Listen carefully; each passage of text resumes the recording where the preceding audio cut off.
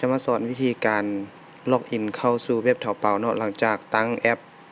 ตั้งลงทะเบียนแอปAlipay เรียบร้อยแล้วเนาะวันนี้วิธีเข้าสู่แอปเถาเป่าเข้าสู่ระบบในแอปเถาเป่าก็มีแต่ว่ากดเข้าไปในแอปเลยเนาะหลังจากนั้นมาฮอดขั้นตอนนี้ให้กดใส่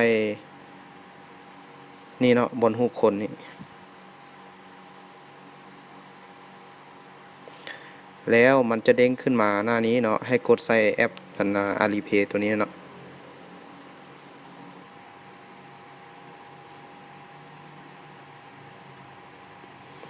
แล้วให้กดใส่ล็อกอิน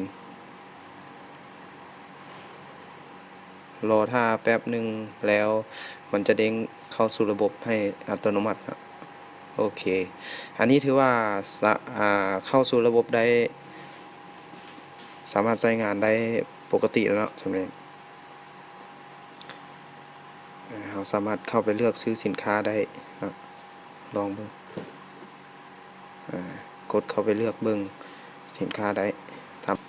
ำเลือกสีเลือกเบอร์ได้ตามปกติเลยนะก็ประมาณนี้เนาะวิธีล็อกอินเข้าสู่ระบบ